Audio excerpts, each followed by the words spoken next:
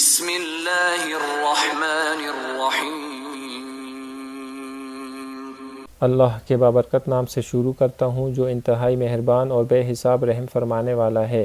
سب تعریفیں اللہ ہی کی پاک ذات کے لیے ہیں جو تمام آسمانوں اور زمینوں اور جو کچھ ان کے درمیان ہے سب کا تنہا خالق، مالک اور رازق ہے۔ السلام علیکم دوستو، میں محمود خان تعلیم کے ایک نئے ٹاپک کے ساتھ آپ کو آپ کے چینل فضائل تعلیم میں خوش آمدید کہتا ہوں۔ دوستو، آپ میں سے جو بھی اس چینل پر نئے ہیں یا آپ میں سے جس نے بھی ابھی تک اس چینل کو سبسکرائب نہیں کیا تو آپ سے درخواست کی جاتی ہے کہ آپ اس کار خیر میں میرا بھرپور ساتھ دیتے ہوئے اس ویڈیو کو لائک کریں اور سب کے ساتھ شیئر کریں، اور میری حوصلہ افزائی کے لیے اس چینل کو لازمی سبسکرائب کرتے ہوئے بیل کے آئیکن کو بھی پریس کر لیں تاکہ یہ ویڈیو اور اس جیسی مزید ویڈیوز ہم سب کے لیے صدقہ جاریہ بن سکیں انشاءاللہ۔ دوستو، ہماری آج کی تعلیم ماہ رمضان کے آخری عشرے میں اعتکاف کے حوالے سے ہے۔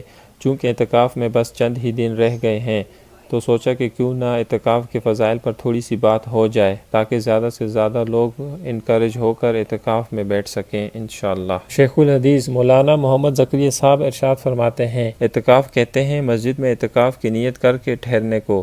حنفیہ کے نزدیک اس کی 3 قسمیں ہیں۔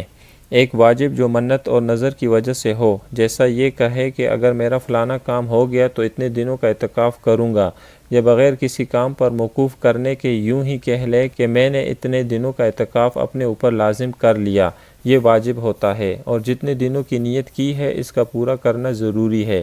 دوسری قسم سنت ہے جو رمضان المبارک کے آخر عشرے کا ہے کہ نبی کریم صلی اللہ علیہ وآلہ وسلم کی عادت شریفہ ان ایام کے اعتکاف فرمانے کی تھی۔ تیسرا اعتکاف نفل ہے جس کے لیے نہ کوئی وقت نہ ایام کی مقدار، جتنے دن کا جی چاہے کر لے، حتیٰ کہ اگر کوئی شخص تمام عمر کے اعتکاف کی نیت کر لے تب بھی جائز ہے۔ البتہ کمی میں اختلاف ہے کہ امام صاحب رحمۃ اللہ علیہ کے نزدیک 1 دن سے کم کا جائز نہیں، لیکن امام محمد رحمۃ اللہ علیہ کے نزدیک تھوڑی دیر کا بھی جائز ہے، اور اسی پر فتویٰ ہے۔ اس لیے ہر شخص کے لیے مناسب ہے کہ جب مسجد میں داخل ہو اعتکاف کی نیت کر لیا کرے کہ جتنے دیر نماز وغیرہ میں مشغول رہے اعتکاف کا ثواب بھی ملتا رہے گا۔ میں نے اپنے والد صاحب نور اللہ مرکدہ کو ہمیشہ اس کا اہتمام کرتے دیکھا کہ جب مسجد میں تشریف لے جاتے تو دایاں پاؤں اندر داخل کرتے ہی اعتکاف کی نیت فرماتے تھے، اور بسا اوقات خدام کی تعلیم کی غرض سے آواز سے بھی نیت فرماتے تھے۔ اعتکاف کا بہت زیادہ ثواب ہے اور اس کی فضیلت اس سے زیادہ کیا ہوگی کہ نبی کریم صلی اللہ علیہ وآلہ وسلم ہمیشہ اس کا اہتمام فرماتے تھے۔ معتکف کی مثال اس شخص کی سی ہے کہ کسی کے در پر جا پڑے کہ اتنے میری درخواست قبول نہ ہو، ٹلنے کا نہیں۔ اگر حقیقتاً یہی حال ہو تو سخت سے سخت دل والا بھی پسیجتا ہے، اور اللہ جل شانہ کی کریم ذات تو بخشش کے لیے بہانہ ڈھونڈتی ہے بلکہ بے بہانہ مرحمت فرماتے ہیں۔ ایک شاعر فرماتے ہیں، تو وہ داتا ہے کہ دینے کے لیے در تیری رحمت کے ہیں ہر دم کھلے، خدا کی دین کا موسیٰ سے پوچھ احوال کہ آگ لینے کو جائیں پیمبری مل جائے۔ اس لیے جب کوئی شخص اللہ کے دروازے پر دنیا سے منقطع ہو کر جا پڑے تو اس کے نوازے جانے میں کیا تامل ہو سکتا ہے، اور اللہ جل شانہ جس کو اکرام فرما دیں اس کے بھرپور خزانوں کا بیان کون کر سکتا ہے۔ ابن قیم رحمۃ اللہ علیہ کہتے ہیں کہ اعتکاف کا مقصود اور اس کی روح دل کو اللہ کی پاک ذات کے ساتھ وابستہ کر لینا ہے کہ سب طرف سے ہٹ کر اسی کے ساتھ مجتمع ہو جائے اور ساری مشغولیوں کے بدلے میں اسی کی پاک ذات سے مشغول ہو جائے، اور اس کے غیر کی طرف سے منقطع ہو کر ایسی طرح اس میں لگ جاوے کہ خیالات تفکرات سب کی جگہ اس کا پاک ذکر اس کی محبت سما جاوے، حتیٰ کہ مخلوق کے ساتھ انس کے بدلے اللہ کے ساتھ انس پیدا ہو جاوے کہ یہ انس قبر کی وحشت میں کام دے کہ اس دن اللہ کے پاک ذات کے سوا کوئی منس نہ دل بہلانے والا۔ اگر دل اس کے ساتھ مانوس ہو چکا ہوگا تو کس قدر لذت سے وقت گزرے گا۔ دل ڈھونڈتا ہے پھر وہی فرصت کے رات دن، بیٹھا رہوں تصور جانا کیے ہوئے۔ سبحان اللہ۔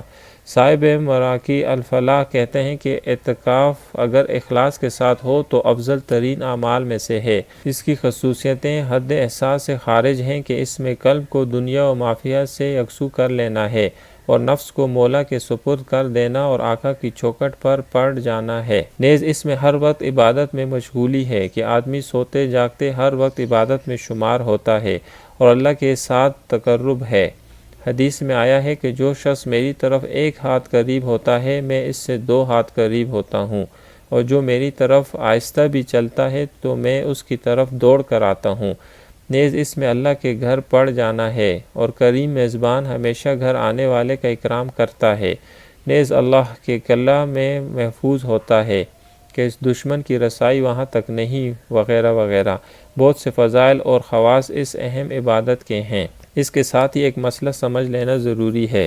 مرد کے لیے سب سے افضل جگہ مسجد مکہ ہے، پھر مسجد مدینہ منورہ، پھر مسجد بیت المقدس، ان کے بعد مسجد جامعہ، پھر اپنی مسجد۔ امام صاحب رحمۃ اللہ علیہ کے نزدیک یہ بھی شرط ہے کہ جس مسجد میں اعتکاف کرے اس میں 5 وقت کی جماعت ہوتی ہو۔ صاحبین رحمۃ اللہ علیہم اجمعین کے نزدیک شرعی مسجد ہونا کافی ہے، اگرچہ جماعت نہ ہوتی ہو۔ عورت کے لیے اپنے گھر کی مسجد میں اعتکاف کرنا چاہیے۔ اگر گھر میں کوئی جگہ مسجد کے نام سے متعین نہ ہو تو کسی کونا کو اس کے لیے مخصوص کر لے۔ عورتوں کے لیے اعتکاف بنسبت مردوں کے زیادہ سہل ہے۔ گھر میں بیٹھے بیٹھے کاروبار بھی گھر کی لڑکیوں وغیرہ سے لیتی رہیں اور مفت کا ثواب بھی حاصل کرتی رہیں، مگر اس کے باوجود عورتیں اس سنت سے گویا بالکل ہی محروم رہتی ہیں، یعنی اتنی آسانی سے اعتکاف کرنے کے باوجود بھی عورتیں اس کا اہتمام نہیں کرتی۔ اور یہ مسئلہ بھی یاد رکھنا چاہیے کہ محلے، بستی یا گلی میں سے اگر کوئی ایک شخص بھی اعتکاف میں بیٹھ جاتا ہے تو سب کو اس کا اجر ملتا ہے، یا سب ہی گناہ سے محفوظ رہتے ہیں۔ لیکن اگر محلے یا بستی میں سے کوئی بھی اعتکاف میں نہیں بیٹھتا تو چونکہ یہ سنت موقدہ کے ساتھ ساتھ فرض بالکفایہ بھی ہے تو اس کا وبال سب بستی والوں پر پڑتا ہے کہ سب ہی گناہگار تصور کیے جائیں گے۔ اعتکاف کی بڑی غرض شب قدر کی تلاش ہے، اور حقیقت میں اعتکاف اس کے لیے بہت ہی مناسب ہے کہ اعتکاف کی حالت میں اگر آدمی سوتا ہوا بھی ہو تب بھی عبادت میں شمار ہوتا ہے۔ نیز اعتکاف میں چونکہ آنا جانا اور ادھر ادھر کے کام بھی کچھ نہیں رہتے، اس لیے عبادت اور کریم آقا کی یاد کے علاوہ اور کوئی مشغلہ بھی نہ رہے گا، لہٰذا شب قدر کے قدردانوں کے لیے اعتکاف سے بہتر صورت نہیں۔ نبی کریم صلی اللہ علیہ وآلہ وسلم اول تو سارے ہی رمضان میں عبادت کا بہت زیادہ اہتمام اور کثرت فرماتے تھے، لیکن آخر عشرہ میں کچھ حد ہی نہیں رہتی تھی۔ رات کو خود بھی جاگتے اور گھر کے لوگوں کو بھی جگانے کا اہتمام فرماتے تھے، جیسا کہ صحیحین کی متعدد روایات سے معلوم ہوتا ہے۔ بخاری و مسلم کی ایک روایت میں حضرت عائشہ رضی اللہ عنہا فرماتی ہیں کہ آخر عشرہ میں حضور صلی اللہ علیہ وآلہ وسلم لنگی کو مضبوط باندھ لیتے اور راتوں کا احیاء فرماتے اور اپنے گھر کے لوگوں کو بھی جگاتے۔ لنگی مضبوط باندھنے سے کوشش میں اہتمام کی زیادتی بھی مراد ہو سکتی ہے، اور بیویوں سے بالکلیہ احتراز بھی مراد ہو سکتا ہے۔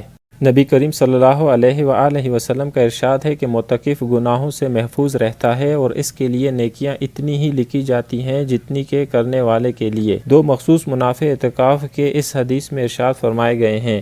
ایک یہ کہ اعتکاف کی وجہ سے گناہوں سے حفاظت ہو جاتی ہے، ورنہ بسا اوقات کوتاہی اور لغزش سے کچھ اسباب ایسے پیدا ہو جاتے ہیں کہ اس میں آدمی گناہ میں مبتلا ہو ہی جاتا ہے، اور ایسے متبرک وقت میں معصیت کا ہو جانا کس قدر ظلم عظیم ہے۔ اعتکاف کی وجہ سے ان سے امن اور حفاظت رہتی ہے۔ دوسرے یہ کہ بہت سے نیک اعمال جیسا کہ جنازہ کی شرکت، مریض کی عیادت وغیرہ ایسے امور ہیں کہ اعتکاف میں بیٹھ جانے کی وجہ سے معتکف ان کو نہیں کر سکتا، اس لیے اعتکاف کی وجہ سے جن عبادتوں سے رکا رہا ان کا اجر بغیر کیے بھی ملتا رہتا ہے۔ اللہ اکبر! کس قدر رحمت اور فیاضی ہے کہ ایک عبادت آدمی کرے اور 10 عبادتوں کا ثواب مل جائے۔ در حقیقت اللہ کی رحمت بہانہ ڈھونڈتی ہے اور تھوڑی سی توجہ اور مانگ سے دھواں دھار برستی ہے، مگر ہم لوگوں کو سرے سے اس کی قدر ہی نہیں، ضرورت ہی نہیں۔ توجہ کون کرے اور کیوں کرے کہ دین کی وقت ہی ہمارے قلوب میں نہیں۔ فرمایا گیا ہے کہ جو شخص ایک دن کا اعتکاف بھی اللہ کی رضا کے واسطے کرتا ہے تو حق تعالی شانو اس کے اور جہنم کے درمیان 3 خندقیں آڑ فرما دیتے ہیں، جن کی مسافت آسمان اور زمین کی درمیانی مسافت سے بھی زیادہ چوڑی ہے۔ اور جب ایک دن کے اعتکاف کی یہ فضیلت ہے تو 10 دن کے اعتکاف کی کیا کچھ مقدار ہوگی۔ بس جی، اللہ تعالی ہمیں شریعت محمدیہ کو سمجھنے کی، اس پر چلنے کی اور اس کو دوسروں تک پہنچانے کی توفیق عطا فرمائے، آمین۔ اوکے دوستو، امید ہے آپ کو آج کا ٹاپک اور ویڈیو پسند آئی ہوگی۔ انشاءاللہ آپ سے ملتے ہیں اگلی ویڈیو میں ایک نئے ٹاپک کے ساتھ، تو تب تک کے لیے مجھے اجازت دیں اور اپنا بہت خیال رکھیں۔ اللہ حافظ۔